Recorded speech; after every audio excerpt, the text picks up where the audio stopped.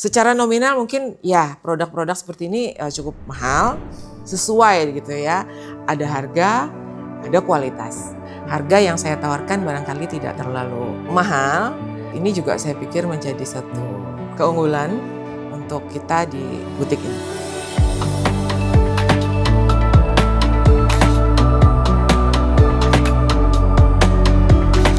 Dengan bahan dasar anyaman rotan, motif Kalimantan Tengah, motif Dayak lah katakan seperti itu, tetapi dengan model yang berbagai macam yang bisa diterima tidak hanya di kalangan ibu-ibu saja tetapi juga remaja.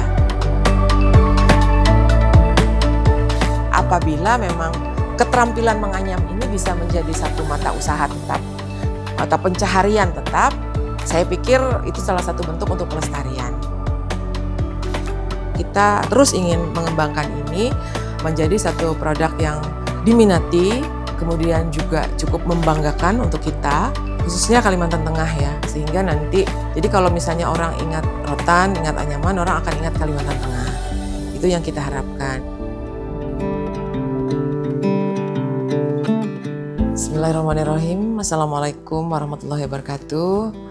Saya Adiah Chandrasari, owner dari Diah Chandra Butik, yang pada saat ini kita berada di Butik Diah Chandra. Berlokasi di Jalan Kinibalu, nomor 23A, Bukit Hindu, Palangkaraya, Kalimantan Tengah. Saya lahir 55 tahun yang lalu, tepatnya 29 Juni 1970 di Muara Teweh. Jadi saya ini orang tua asli Kalimantan Tengah. Ibu dari Murung Raya, kemudian bapak dari Muara Teweh. Pada waktu itu kan Murung Raya juga adalah bagian dari Kabupaten Barito Utara ya, masih belum pemekaran.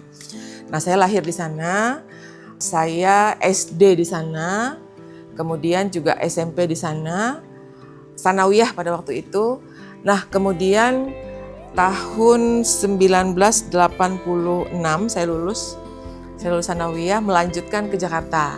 Sekolahnya di Jakarta di Asafiyah. Sekolah Islam berasrama, jadi SMA-nya di sana. Saya lahir dari ayah dan ibu PNS, jadi dua-duanya PNS.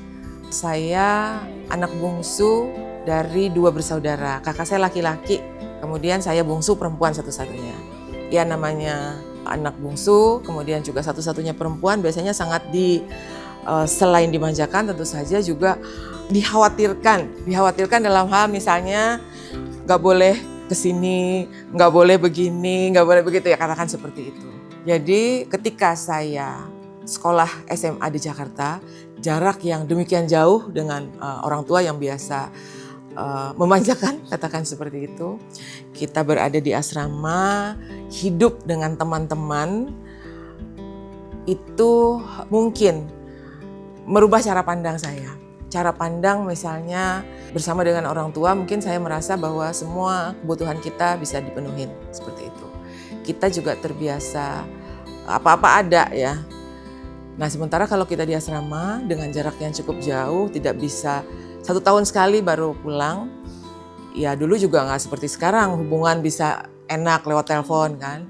Lewat telepon, lewat WA, chat dan lain sebagainya. Kalau dulu ya surat gitu, atau mungkin bisa telepon. Nggak semua rumah dulu di Muara Teweh punya telepon. Kemudian juga di asrama kita nggak ada telepon kecuali ke kantornya. Akhirnya semua saya lakukan sendiri. Kemudian di situ membuat saya menjadi mandiri, membuat saya juga merasa bahwa kita itu sebenarnya nggak ada apa-apanya gitu loh. Kalau kita tidak bisa beradaptasi, kita tidak bisa bersosialisasi dengan teman-teman kita. Karena pada saat kita sakit, pada saat kita nggak punya uang, pada saat kita lapar dan lain sebagainya, ya karena bisa saja di asrama itu belum jam makan, tapi kita sudah mungkin kita butuh asupan gitu ya, yang namanya orang bertumbuh ya, sedang tumbuh. Sementara uang terbatas. Nah, ke teman-teman lah kita saling membantu gitu. Jadi saya sakit, teman-teman yang jagain.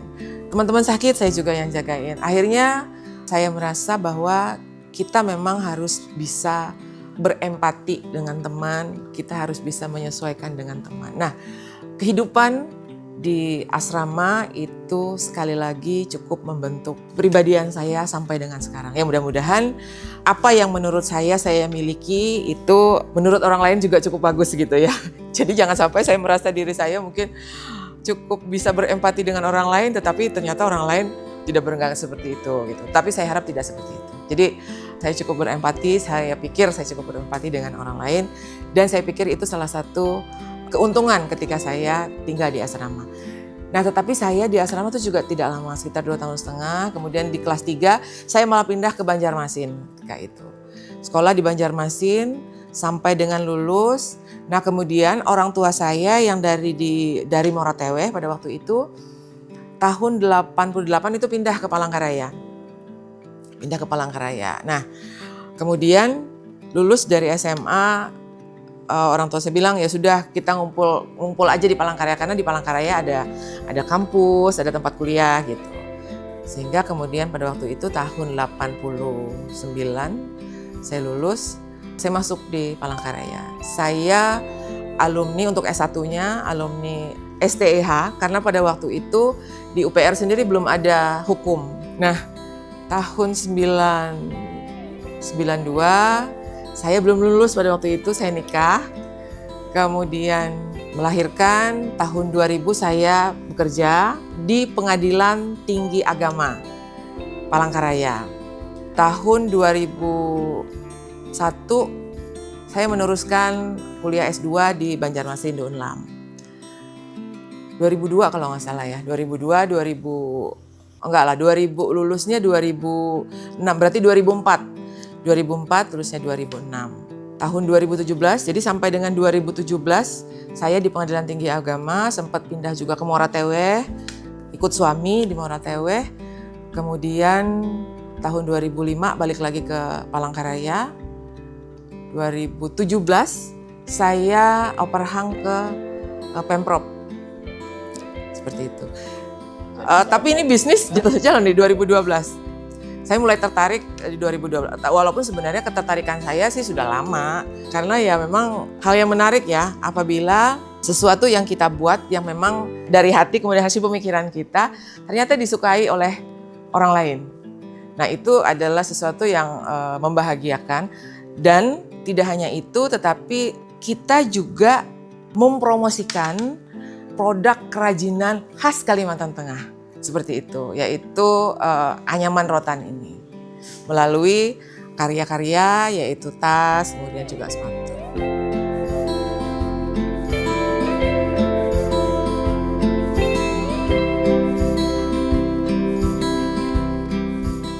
Produk yang kami jual pada saat ini adalah tas dengan bahan baku utama adalah rotan.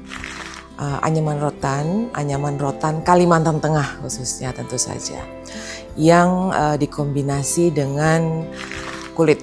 Jadi di sini lengkap, ada kulit sapi, kulit domba, kulit ular, kulit piton ya ularnya, kemudian ada juga dari biawak, kemudian juga dari buaya. Selain tas, kemudian juga sepatu-sepatu yang bahan bakunya juga dari rotan dan kombinasi kulit. Nah, selain itu, produk yang tersedia di sini juga adalah batik-batik khas Kalimantan Tengah atau yang biasa kita kenal dengan benang bintik. Jadi, butik ini berdiri sekitar tahun 2013-2014. Sudah cukup lama, dan alhamdulillah kita sudah banyak sekali pelanggan-pelanggan, bahkan pelanggan-pelanggan tetap yang bahkan mulai dari awal butik ini berdiri sampai saat ini. Jadi cukup bermacam-macam ya, cukup menarik sebenarnya proses mulai awal saya bergerak di bidang ini. Di awal memang karena ketertarikan kepada hal-hal yang sifatnya indah, tentu saja kita manusia bukan hanya perempuan, saya pikir tentu menyukai keindahan ya. Dalam hal ini tentu fashion ya. Jadi pada waktu itu sekitar tahun 2010, 2011 itu sedang tren tas-tas dari batik. Tas-tas dari batik. Nah, pada waktu itu media-media sosial diserbu lah katakan seperti itu dengan penjualan-penjualan dari pengrajin-pengrajin tas dengan berbahan dasar batik. Batik-batik Jawa ya. Dan saya juga suka sekali mengkoleksi. Kemudian saya berpikir kenapa kita tidak mencoba dengan batik Kalimantan Tengah. Batik Kalimantan Tengah kaya dengan warna, kaya dengan motif juga, dan cukup diminati sebenarnya. Nah, saya cobalah pada waktu itu. Tapi rumahan aja, masih dengan teman-teman gitu, kita rame-rame bikin. Sambutannya cukup baik di kalangan teman-teman sih, waktu itu di kalangan teman-teman. Nah, kemudian seiring dengan berjalannya waktu, saya melihat ada satu potensi besar khas Kalimantan Tengah yang bisa kita angkat, yaitu anyaman rotan. Karena memang mau tidak mau, suka tidak suka, kita harus mengakui bahwa Kalimantan Tengah itu awalnya bukan pembatik, tetapi penganyam. Orang-orang Kalimantan, khususnya Kalimantan Tengah itu penganyam. Karena memang salah satu tempat ataupun asal rotan ya yang banyak itu salah satunya di Kalimantan Tengah. Tidak hanya di Indonesia tapi juga dunia barangkali ya. Walaupun memang kita akui pada saat ini mungkin penganyam itu rata-rata memang bukan orang-orang muda lagi. Nah, itu juga menjadi PR kita bersama juga. Nah, terkaitan dengan itu kemudian saya tertarik untuk mencoba membuat produk fashion, tas pada awalnya dari anyaman rotan tersebut. Kita melihat memang pada waktu itu sudah ada beberapa produk tas ya dari anyaman rotan dari Jogja, tetapi memang kemasannya mungkin lebih formal ya, sederhana, formal, dan mungkin kita juga tahu seperti apa model-modelnya. Nah, saya ingin membuat satu terobosan, katakan seperti itu, dengan produk fashion, dalam hal ini tas, yang bisa dibawa kemana-mana. Dalam artian gini, terkadang pada ketika datang kita ke satu tempat, kita ingin souvenir dari tempat tersebut. Oleh-oleh, souvenir gitu. Pada waktu itu di Palangkaraya juga seperti itu. Jadi kita sudah ada beberapa tas khas Kalimantan Tengah berbahan dasar rotan, misalnya rambat, kemudian juga ya beberapa lah yang bentuknya sederhana. Nah, tetapi biasanya yang seperti itu, kalau yang terlalu khas seperti itu ya cukup satu aja. Orang memiliki ya cukup satu aja sudah cukup gitu. Cukup mengingatkan, oh ini dulu produknya pada saat saya berkunjung ke Kalimantan Tengah misalnya. Nah, saya ingin bisa lebih luas lagi dan lebih dibutuhkan lagi, tidak hanya sekedar sebagai souvenir yang cukup hanya satu kali. Tetapi juga bisa dipakai untuk ke pesta, bisa dipakai untuk ke kantor, bisa dipakai untuk ke jalan-jalan di mall misalnya, dan lain sebagainya. Jadi tidak hanya sekedar dipajang ya bahwa ini waktu saya ke Palangkaraya, waktu saya ke Kalimantan Tengah gitu. Tidak hanya sekedar itu. Nah, akhirnya memang arahnya ke situ. Jadi membuat dengan bahan dasar anyaman rotan, motif Kalimantan Tengah, motif Dayak lah katakan seperti itu, tetapi dengan model yang berbagai macam yang bisa diterima tidak hanya di kalangan ibu-ibu saja tetapi juga remaja begitu. Bahkan pada waktu itu karena saya kebetulan aktif juga di PKK pada waktu itu sering mengadakan kegiatan-kegiatan di kabupaten kota.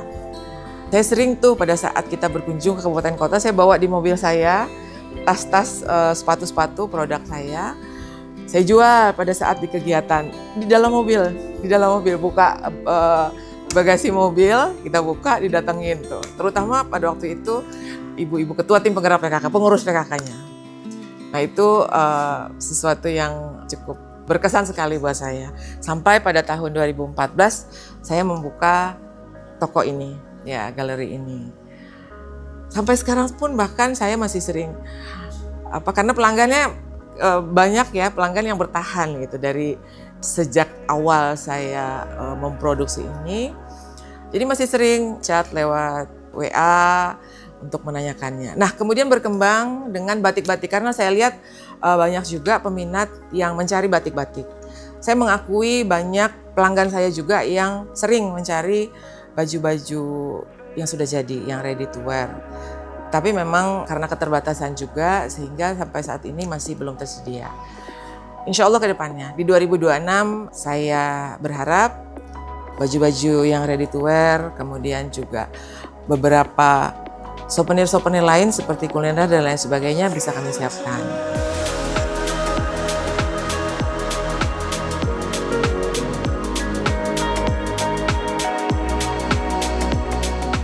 Jadi saya dulu pernah buka butik juga di Jakarta, sempat lama beberapa tahun gitu ya. Cuman karena saya susah juga mengontrol gitu, saya susah juga ngontrolnya, akhirnya saya tutup. Saya pusatkan di Palangkaraya saja. Jadi semua di sini paling saya jual online. Untuk penjualan sebenarnya kalau dalam jumlah yang banyak ya, memang saya belum pernah menjual dalam jumlah yang banyak keluar. Tetapi kalau misalnya satuan-satuan ada dari luar ingin beli, itu ada beberapa kali. Terutama dari Malaysia pernah, kemudian dari Cina juga pernah. Tetapi ongkos kirimnya cukup besar. Kita lewat pos sih waktu itu. Cukup besar dan cukup agak lama ya. Nah akhirnya biasanya sih orang yang dari luar ya, mungkin orang Indonesia juga yang dari luar ya, biasanya pesan ke teman-temannya di sini atau mungkin orang yang memang asli dari luar, mungkin ada kenalannya di sini, jadi itu yang menyampaikan. Ya, saya pernah diajak kerjasama dulu oleh nggak tahu pengusaha atau apa pengrajin juga dari Malaysia. Tapi karena saya pikir agak terlalu ribet juga gitu, akhirnya yaudahlah saya bilang kalau memang ingin membeli ya udah beli ya ini aja. Tapi dalam jumlah yang tidak terlalu besar seperti itu. Tapi sudah lama sekali dan sekarang saya fokus di sini aja dulu. Mudah-mudahan di 2026 sekalian penambahan produk-produk, saya juga ingin lebih concern lagi ke penjualan online. Kalau sekarang kita lebih ke offline, walaupun promosinya online ya, itu melalui media-media sosial butik, ada Instagram, kemudian ada TikTok dan juga Facebook. Tetapi yang lebih aktif sih di Instagram. Karena memang keterbatasan orang nih, saya keterbatasan SDM, jadi sekarang juga sedang dalam proses untuk rekrutmen yang nanti mungkin SDM-nya itu bisa untuk live di TikTok, misalnya live di Instagram, misalnya.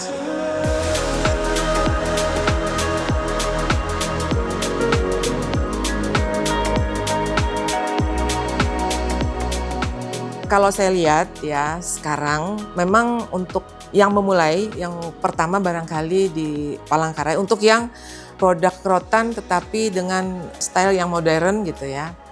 Mungkin ya saya lebih lama, tetapi saya lihat sekarang produk-produk rotan yang dibuat oleh teman-teman yang bergerak di bidang yang sama itu sudah sangat luar biasa sekali. Kita bersaing tentu saja secara sehat, banyak yang memang sudah memproduksi produk-produk yang sama. Dan itu membuat saya justru merasa bangga dalam artian bahwa berarti produk kita ini diterima gitu oleh masyarakat. Dan kita bisa lihat dong sekarang pegawai-pegawai negeri rata-rata memakai produknya rotan ini dengan berbagai macam modelnya, dengan berbagai macam juga hasil produk dari mana gitu. Tapi memang untuk di tempat saya sendiri itu kualitas kulitnya saya pikir cukup bagus ya. Saya tidak mengatakan lebih bagus dari yang lain, enggak. Yang lain juga bagus-bagus. Tetapi saya menjamin produk saya untuk kulit-kulitnya bagus. Ya. Kemudian juga di sini ada produk buaya dan jarang sekali ada produk buaya dari kulit buaya asli yang dijual di Palangkaraya. Dan harganya kalau saya bilang ya memang kalau dilihat nominalnya cukup besar. Tapi kalau bersaing dengan harga produk dari kulit buaya itu cukup mahal ya, sangat mahal sih kalau saya katakan. Di tempat saya tidak semahal itu. Ya dibandingkan dengan produk yang sama, dengan produk yang sama harganya jauh di bawah ya, yang saya punya itu di bawah. Ini khusus untuk kulit buaya. Untuk kulit-kulit lain saya pikir juga dalam artian gini, secara nominal mungkin ya produk-produk seperti ini cukup mahal, tetapi kalau kita bandingkan dengan antara harga dan kualitas tentu sesuai gitu ya. Ada harga, ada kualitas. Ada harga, ada barang, ada rupa, ada harga, ada rupa gitu. Jadi dengan kualitas yang ada, harga yang saya tawarkan barangkali tidak terlalu mahal. ini juga saya pikir menjadi satu keunggulan untuk kita di butik ini.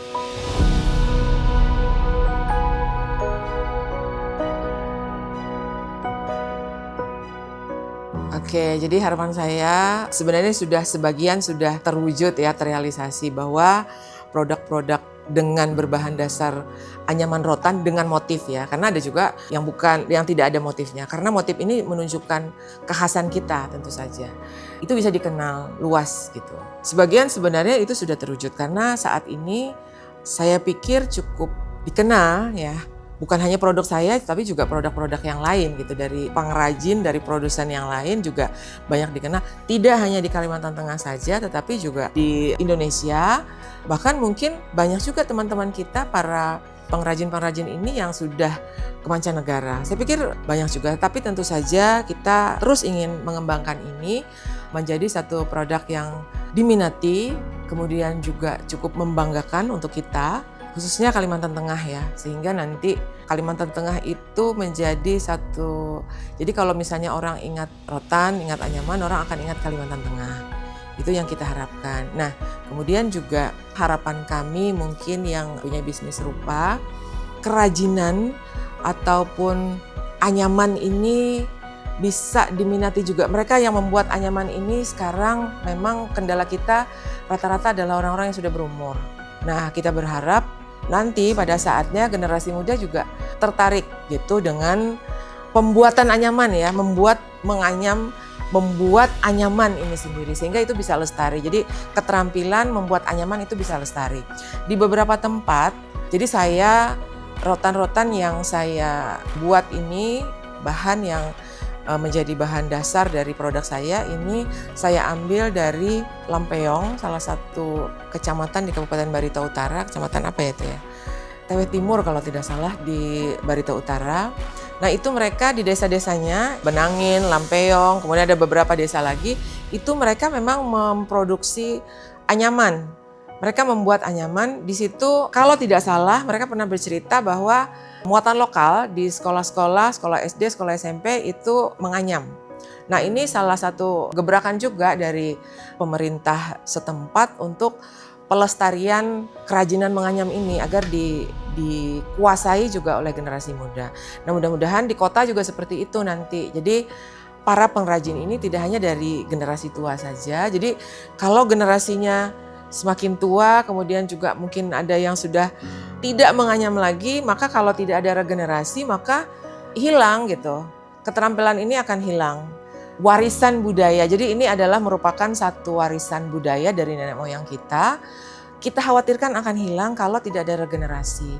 Sehingga ini perlu satu terobosan juga dari pemerintah tentu saja, bagaimana agar pelestarian untuk kerajinan menganyam ini bisa tetap dipertahankan.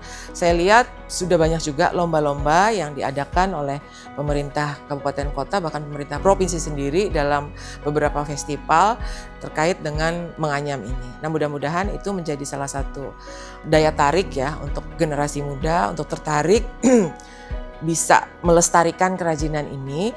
Kemudian juga saya pikir apabila daya tarik ya ataupun minat dari pengguna produk-produk berbahan dasar anyaman rotan ini semakin meningkat, otomatis permintaan terhadap anyaman rotan akan lebih meningkat lagi. Nah, itu bisa dijadikan sebagai satu sumber usaha mereka sehingga yang namanya sesuatu yang menghasilkan uang tentu mempunyai daya tarik. Nah, mudah-mudahan semakin banyak yang dibutuhkan, semakin banyak permintaan terhadap anyaman rotan, semakin banyak juga orang yang bergelut di bidang itu. Otomatis nanti generasi muda juga akan tertarik ya, mereka mungkin yang lulusan SMA, kemudian juga di desa-desa yang ada di beberapa tempat di Kalimantan Tengah yang memang banyak terdapat rotan, itu bisa melibatkan anak-anak gitu loh. Kemudian juga bisa mendapatkan penghasilan dari menganyam rotan ini. Nah tentu hasil ataupun produk dari anyaman rotan yang sudah jadi ini perlu diminati oleh masyarakat sehingga keluarnya lebih cepat. Jadi kami yang memang membutuhkan kerajinan ini bisa cepat juga meminta gitu. Iya, meminta barang-barang ke mereka gitu, meminta anyaman-anyaman ini ke mereka. Jadi perputarannya cepat seperti itu. Nah, itu juga menjadi salah satu daya tarik, sehingga sekali lagi apabila memang keterampilan menganyam ini bisa menjadi satu mata usaha tetap atau pencaharian tetap, saya pikir itu salah satu bentuk untuk pelestarian. Nah, jadi itu saling berkesinambungan. Jadi para pembeli, para pengguna produk-produk dari anyaman rotan ini sebenarnya tidak hanya sekedar mereka menikmati fashion dan keindahan saja, tetapi juga mereka membantu para pengrajin-pengrajin rotan, membantu para pengrajin membuat tas dan lain sebagainya untuk lebih eksis lagi. Seperti itu harapan kami.